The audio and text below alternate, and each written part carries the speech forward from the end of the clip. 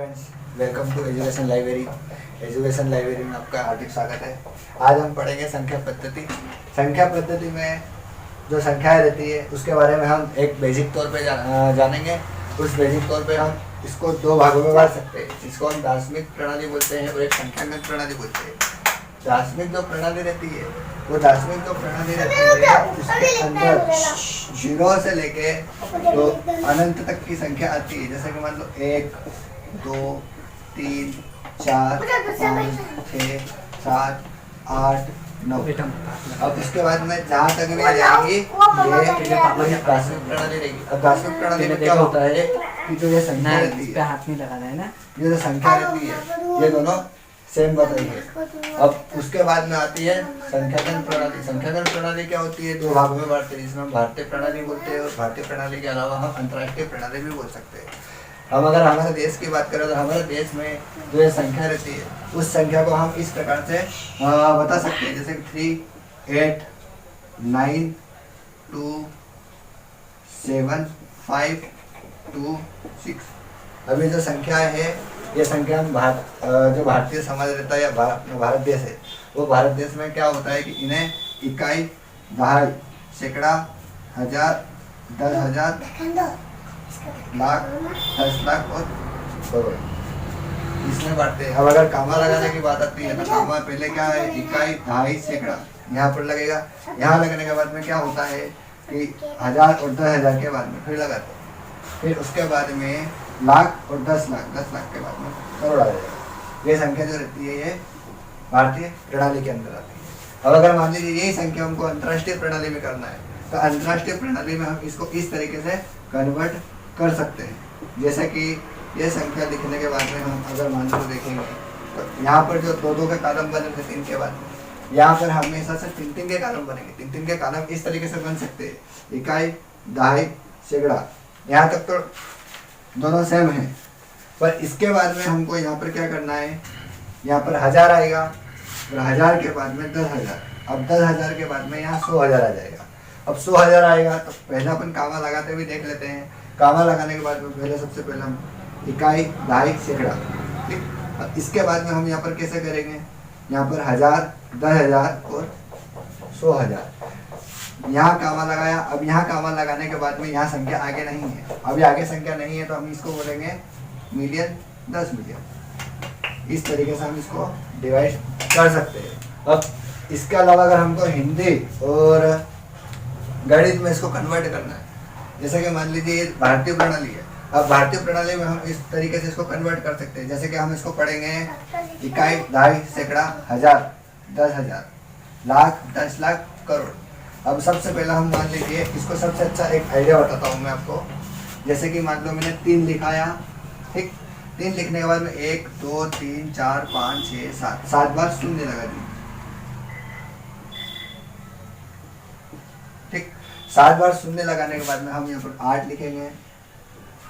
8 लिखने के बाद 1, 2, 3, 4, 5, 6, 2, 3, 4, 5, 6 ऐसे संख्या हम यहाँ पर लिखते जाएंगे और फिर उसके बाद में शून्य लगाते जाओ।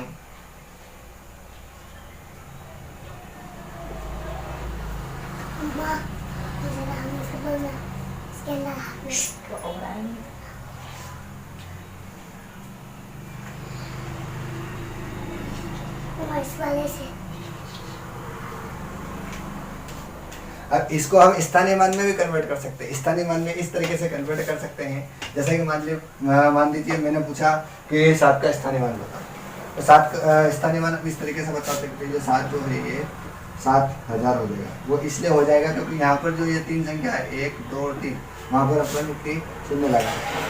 इसको हम स्थानीय मान में भी कन्वर्ट कर सकते हैं। अब हमको अंकों से हिंदी में लिखना है तो उसके लिए हम क्या करेंगे? सबसे पहले इसको लिखने के लिए हम 3 लिखा, ठीक। इकाई, दहाई, सैकड़ा, 1000, 10,000, लाख, 10 लाख, ठीक। 3 करोड़, लाख के बाद में करोड़ आता है, ठीक। और उसके बाद में हम यहाँ देख लेंगे इकाई, दहाई, सैकड़ा, 1000, 10,000, लाख, 10 लाख। तो 89 को हिंदी में क्या बोलते हैं हम? 89 है ना। तो 89 लाख, ठीक। इसके बाद में इसको इस तरीके से कन्वर्ट कर सकते हैं, ठीक। 89 लाख, 89 लाख के बाद में हम यहाँ पर 27,000, ठीक है, 27,526। अभी जो आपने लिखा है इसको हम इस तरीके से पढ़ सकते हैं, 3,89,27,526। यह तो हो गई हमारी भारतीय प्रणाली। अब इसको अंतरराष्ट्रीय प्रणाली में कैसे कन्वर्ट करेंगे, इसके लिए हमको क्या करना पड़ेगा? सबसे पहले हम ये जो संख्या रहती है, इस संख्या को अपन अच्छा से कवर अप कर दें। ये मैंने कर दिया है। पूरा समझाएंगे बस, इसके अलावा कुछ टॉपिक समझाएंगे। इकाई, दहाई, सैकड़ा, जितना ये समझा, 1000, 10,000, 100,000, मिलियन, 10 मिलियन। अब यहाँ पर दो संख्या है, तो 10 मिलियन को हम कैसे करेंगे? 10 × 3 = 30, 8 38 हो गया है, ठीक। तो यहाँ पर 38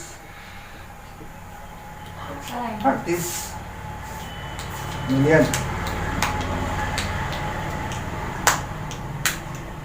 यहाँ पे आप निशान भी लगा दे सकते हैं, जैसे कि इतना लिख दिया है, इतना लिखने के बाद में हम यहाँ पर भी वापस से लगाए तो 900 है ना, इकाई, दहाई, सैकड़ा, तो 927, ठीक। 27 के बाद में हम क्या करेंगे? यहाँ पर इकाई, दहाई, सैकड़ा, 1000, यहाँ 1000 आ रहा है, तो हम यहाँ पर 1000 लिख देंगे। 1000 लिखने के बाद में हम यहाँ पर क्या करेंगे? 526। इस तरीके से हम अंकों को शब्दों में कर सकते हैं। अब ये जो संख्या पद्धति का पहला चरण है, जो दार्शनिक प्रणाली में क्या होता है कि 0 से लेकर अनंत तक की जो भी संख्या रहती है उसको हम दार्शनिक प्रणाली कह सकते हैं। अब संख्यागण प्रणाली आती है, संख्यागण प्रणाली में दो भागों में डिवाइड करते हैं, भारतीय प्रणाली आती है और अंतरराष्ट्रीय प्रणाली आती है। भारतीय प्रणाली में क्या होता है कि जो भी मूल्यांकन जो रहता है मुद्राओं का, उसमें हम करोड़, लाख, हजार, 100 है ना। अगर इस तरीके से देखें, इकाई, दहाई, सैकड़ा, 1000, 10,000, लाख, 10 लाख, करोड़, इस तरीके से हम इसको कर सकते हैं। पर यहाँ अंतरराष्ट्रीय प्रणाली में हम क्या करेंगे? इकाई, दहाई, सैकड़ा, 1000, 10,000, 100,000, मिलियन, 10 मिलियन, और अगर यहाँ पर 1 लगा देंगे तो 100 मिलियन हो जाएगा। अगर मान लो इसको कैसे पढ़ेंगे हम? कैसा पढ़ेंगे इसको? पढ़ेंगे हम 138 मिलियन, ठीक। इसको हम इस तरीके से। अब इसके बाद में हम पढ़ेंगे अंकों का मान। पहले पढ़ा था हमने भारतीय प्रणाली और अंतरराष्ट्रीय प्रणाली के बाद में ये दूसरा नंबर का आता है अंकों का मान। अंकों के मान में हम दो वास्तविक मान बोल सकते हैं और स्थानीय मान बोल सकते हैं। वास्तविक मान को हम जातीय मान भी बोल सकते हैं। जातीय मान कैसे बोलते हैं? इसको दो तरीके से बता सकते हैं। अगर मान लो प्रश्न में आता है कि जातीय मान जो है वो जातीय मान इस तरीके से आ सकता है। और वास्तविक मान और जातीय मान में क्या रहता है कि जो संख्या रहती है ना, जैसे कि मान लो यहाँ पर 8 है, अभी जो 8 है ये संख्या जो रहेगी ये ऐसे की ऐसे ही रहेगी, इसमें ना तो 0 लगेगा और ना इसमें कुछ घटेगा। ये संख्या जो रहेगी वो ऐसी की ऐसी रहेगी। तो स्थानीय मान जो रहता है, स्थानीय मान में अगर मान लो 5 है और अगर यहाँ पे 1 2 3 4 ये 5 ये जो संख्या, और अगर ये संख्या यहाँ आ रही है तो इसके बाद हमको 3 0 लगाना जरूरी रहेगा, ठीक। ये जो संख्या रहेगी इस तरीके से स्थानीय मान में बता सकते हैं। अब जो सवाल है जाति मान में, स्थानीय मान में, जाति मान में तो वो वैसी वैसी रहेगी, स्थानीय मान में 3 0 लगाने पड़ेंगे। चलो 2 मिनट साइलेंट।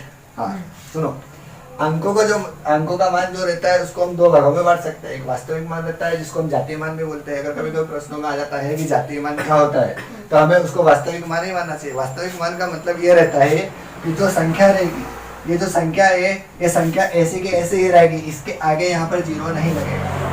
वो इसलिए नहीं लगेगा क्योंकि वास्तविक का मतलब क्या होता है? वास्तविक मतलब हूबहू जैसा दिखता है वैसा के वैसा, है ना। अब स्थानीय मान जो रहता है, स्थानीय मान में क्या होता है कि जो भी संख्या, अगर मान लो 5 दिया हुआ है, 5 के बाद में हमने 2 0 लगा दी तो ये क्या हो गया? स्थानीय मान हो गया। इसको हम 500 कह सकते हैं। अब जैसे कि एक सवाल हमारे सामने दिया हुआ है, अब इस सवाल में ये लिखा हुआ है कि 8 का स्थानीय मान के साथ, ठीक,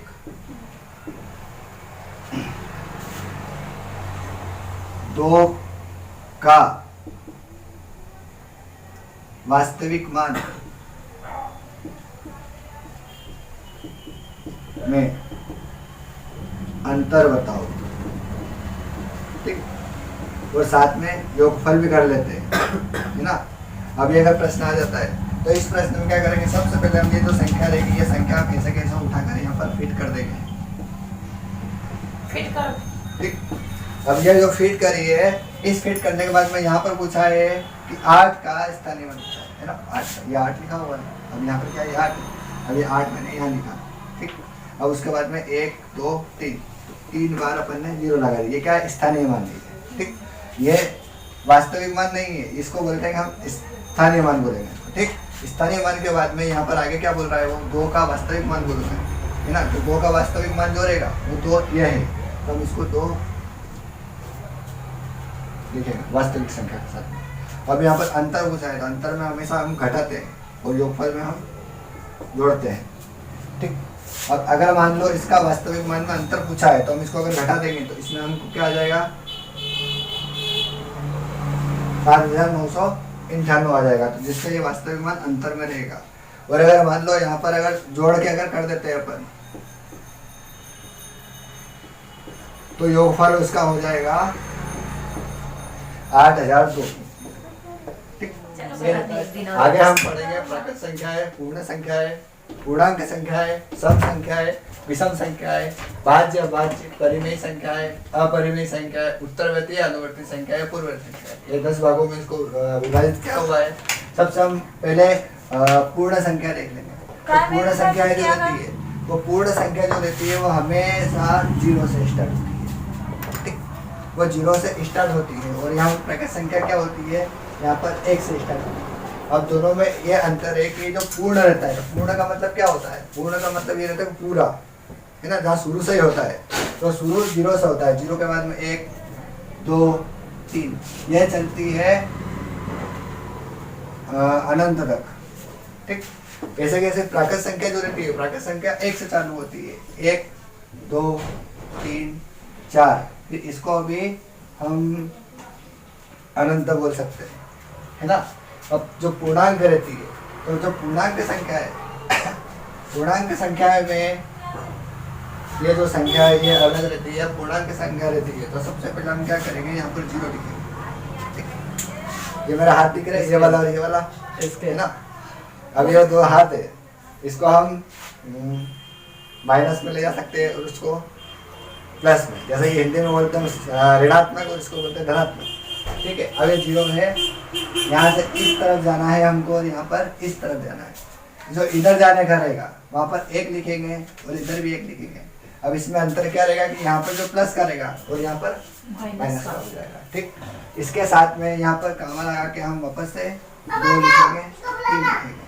अब यहाँ पर 2 और यहाँ पर 3, अंतर यह है ऋणात्मक में घटाव का चिन्ह लगाते लगाते हम लेफ्ट साइड में जाएंगे और धनात्मक की संख्या रहेगी उसमें हम धनात्मक धन का निशान लगाते हुए इस तरफ जाएंगे।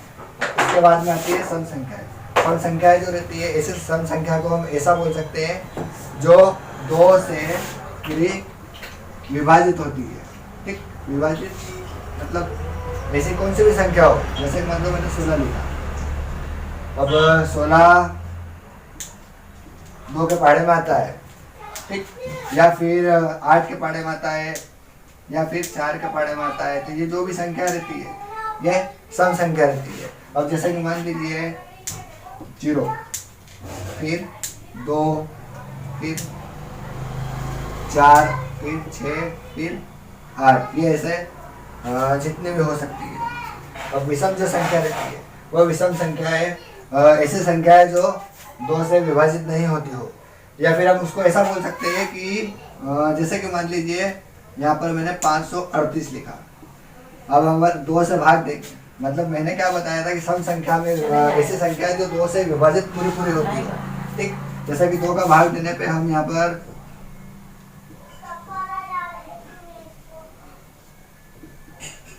2 नंबर था। अगर 0 आए तो ये है सम, और अगर मान लो यहाँ पर 1 आता तो ये हो जाती है विषम। अब भाज्य अभाज्य संख्या ऐसे बोलते हैं हम। भाज्य, जो भाज्य संख्याएं रहती है, भाज्य संख्या है भाग देने पे जो पूरे जाती हो, जिसमें 0 0 आता है उसको हम भाज्य बोलते हैं। और अभाज्य जो संख्या रहती है उसमें भाग देने पे एक शेष बचता है, उसको हम अभाज्य संख्या बोलते हैं। या फिर ऐसा बोल सकते हैं कि जो पूरे संख्या रहती है, या तो उसको 1 से भाग देंगे, या फिर जो संख्या रहेगी, जैसे कि मान लो यहाँ 38 है, अभी 38 है, या तो इसको 1 से भाग दो या फिर 38 से डायरेक्टली भाग दो, इसको हम भाज्य और अभाज्य संख्या बोल सकते हैं। एक प्रश्न पूछा है बाद में ना। अब जब परिमेय जो संख्या होती है, परिमेय संख्या को हम भिन्न संख्या के नाम से भी जान सकते हैं। दोनों में बहुत अंतर है। क्या 2 मिनट यार। चल हाँ, तो बात मत करो उधर थोड़ा। परिमेय जो संख्या रहती है वो परिमेय संख्या भिन्न भी रह सकती है। भिन्न कैसे, मान लो जैसे कि हम जो भिन्न संख्या रहती है उसको हम अंश, इस तरह जो ऊपर वाला भाग रहता है उसको हम अंश बोलते हैं, और नीचे वाले को हम हर बोलते हैं। इन दोनों, जैसे कि मान लीजिए 1/2 है, फिर 2/3 है, 3/4 है, इस तरह की जो संख्या रहती है उसको हम परिमेय संख्या बोल सकते हैं। और अंडर रूट वाली जो भी संख्या रहती है, 1 2 या 3, अंडर रूट से संबंधित जो भी संख्या रहेगी उसको हम अपरिमेय संख्या बोल सकते हैं। अब उत्तरवर्ती, अनुवर्ती और पूर्ववर्ती, इसको हम एक साथ समझेंगे। जैसे कि मान लीजिए यहाँ पर 536 लिखा हुआ है, ठीक। तो उत्तरवर्ती या अनुवर्ती संख्याएं में हम जो भी हम, जैसे कि मान लो मैंने यहाँ पर लिखा, जोड़ेंगे। अगर मान लीजिए जोड़ते हैं तो उसको उत्तरवर्ती या अनुवर्ती बोलते हैं। और जो पूर्ववर्ती रहती है, पूर्ववर्ती में घटा देते हैं, तो यहाँ पर हो जाएगी